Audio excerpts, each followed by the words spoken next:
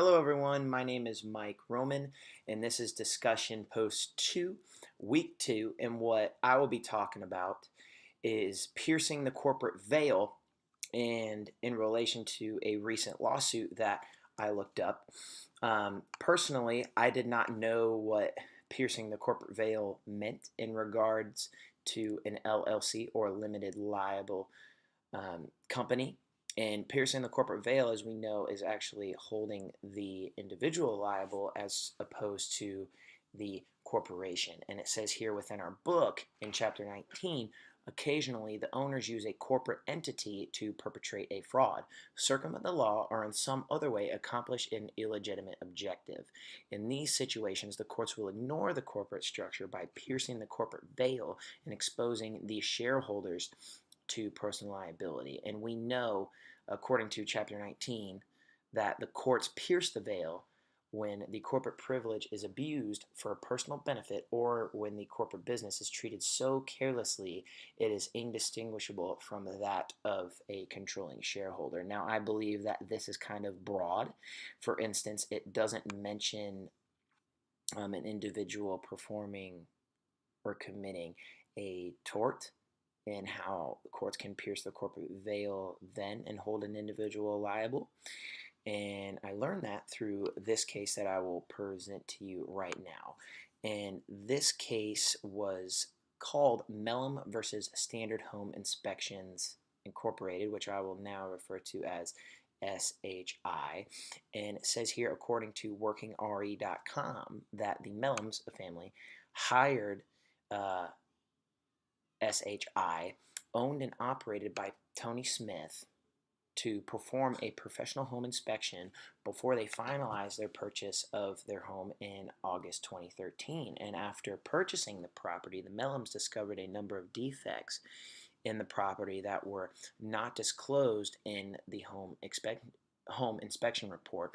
In the suit filed by C.J. Johnson from the law firm Kalstein Johnson Dye PC, alleges that Smith failed to identify grading and drainage defects, structural defects in basement framing supports, and there was evidence of long-term moisture problems in the basement, residual mold in the basement and attic, and defects in the siding and gutters. So obviously, it doesn't really seem that there was a home inspection that took place at all.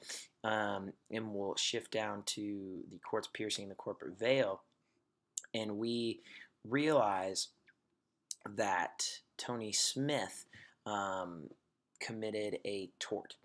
And it says here, according to Working RE, that a corporate agent cannot shield himself from personal liability for a tort he personally commits or participates in by hiding himself behind the corporate entity. So this, the broad definition kind of that is given in Chapter 19, definitely kind of singles down, I guess, lack of a better word, to committing a tort, and the courts are able to pierce the corporate veil if an individual commits a tort and the corporation is not held liable.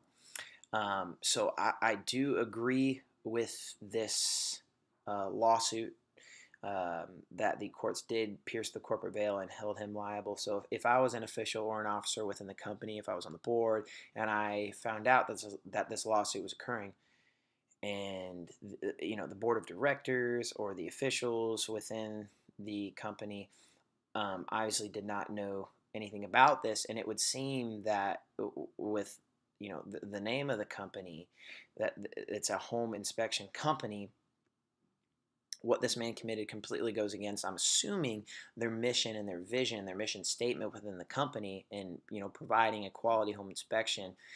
This man obviously committed a tort and did this family wrong when they ended up trusting this man, and they ended up purchasing this house, and it ended up backfiring completely. I do agree with the courts by piercing the corporate veil in this instance and holding Tony Smith liable. Let me know your thoughts. I think this concept of piercing the corporate veil, it's new to me. I didn't know about it. I do agree with it in this instance. And just again, let me know your thoughts. My name is Mike Roman. Discussion Post 2, Week 2. This is about piercing the corporate veil. Thank you for your time.